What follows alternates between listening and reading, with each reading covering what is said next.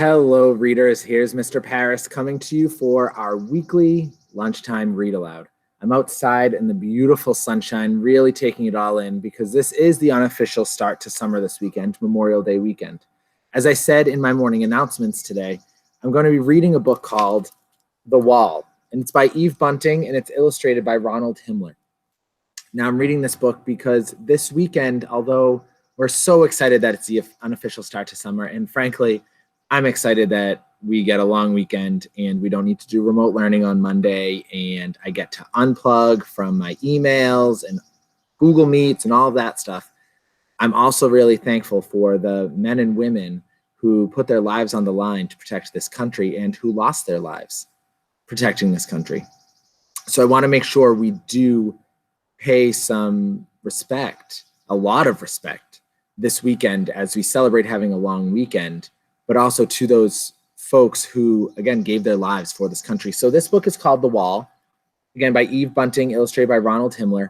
I know it's not that typical joyous story or where I'm going to do a whole lot of voices, but it's an important book to read. So I want to make sure that you hear the story because it's a beautiful book, and it's based on the Vietnam War Memorial down in Washington, D.C. I'm actually going to read the note in the back of the book first. Note, the Vietnam Veterans Memorial honors the men and women of the armed forces of the United States who served in the Vietnam War. On it are listed the names of those who gave their lives. The memorial is located in Washington, D.C. On the wall are more than 58,000 names, and other names are constantly being added as the remains of those missing in action are found. If you ever get the chance to go down to Washington, D.C., and I truly hope you all get to, I highly encourage you to go check out this memorial. I was down there in January, and it was my third time seeing the memorial, and every time it is something special. So I really highly encourage you to go down to Washington, D.C. when we finally can travel, but also maybe today, see if you can find a virtual tour of the memorial in Washington, D.C. So here we go, The Wall. This is the wall, my grandfather's wall. On it are the names of those killed in a war long ago. Where is Grandpa's name? I ask. We have to find it, Dad says. He and I have come a long way for this, and we walk slowly, searching.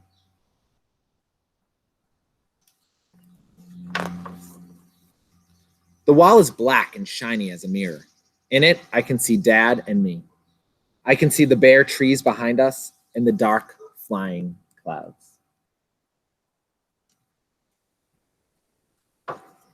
A man in a wheelchair stares at the names. He doesn't have legs. I'm looking, and he sees me looking and smiles. Hi, son. Hi. His hat is a soft, squashed green, and there are medals on it. His pant legs are folded back, and his shirt is a soldier's shirt.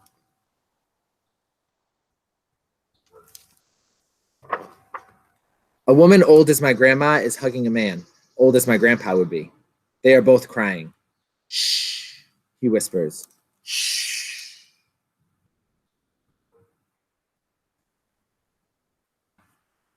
Sometimes, the shh can mean to be quiet, but for me, because of where we are in this book and what I'm reading, to me, I'm thinking of when if I'm crying or if I'm with someone who's crying and I'm trying to calm them down, shh, shh, shh, shh, shh, things like that. So I think that's what that shh means.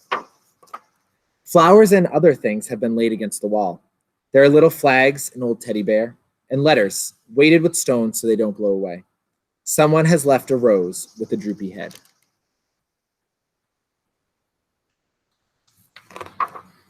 Have you found Grandpa yet? I ask. No, Dad says. There are so many names. They are listed under the years when they were killed. I've found 1967. That's when my grandpa died. Dad runs his fingers along the row of print, and I do too. The letters march side by side, like rows of soldiers. Ooh, I love that line. I'm going to read that again. The letters march side by side, like rows of soldiers. They're nice and even. It's better printing than I can do. The wall is warm.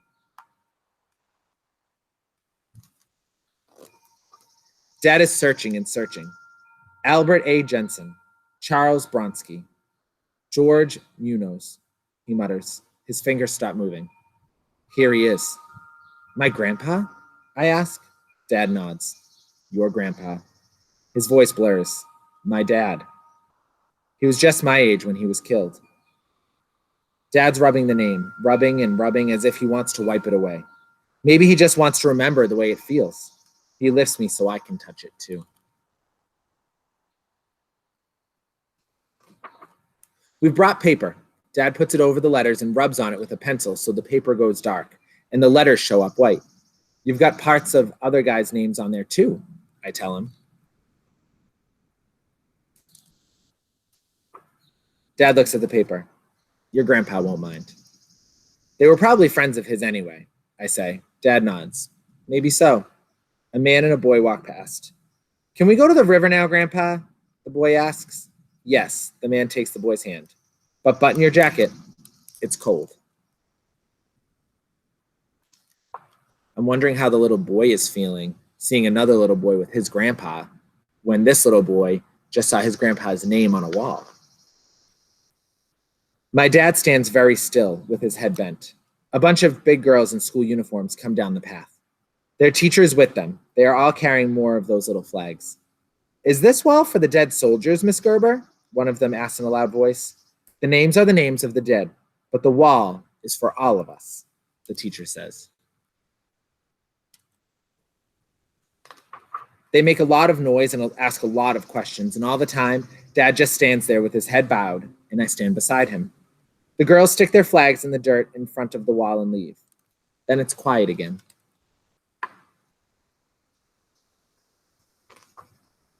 Dad folds the paper that Grandpa's name is on and puts it in his wallet. He slides out a picture of me, one of the yucky ones they took in school. Mom made me wear a tie. Dad puts the picture on the grass below Grandpa's name. It blows away. I get it and put it back and pile some little stones on top. My face smiles up at me from the stones.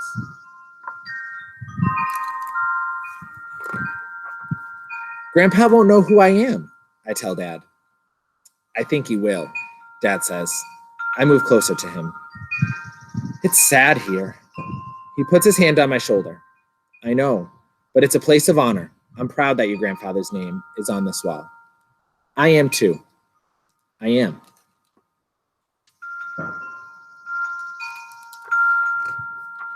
But I'd rather have my grandpa here, taking me to the river, telling me to button my jacket because it's cold. I'd rather have him here.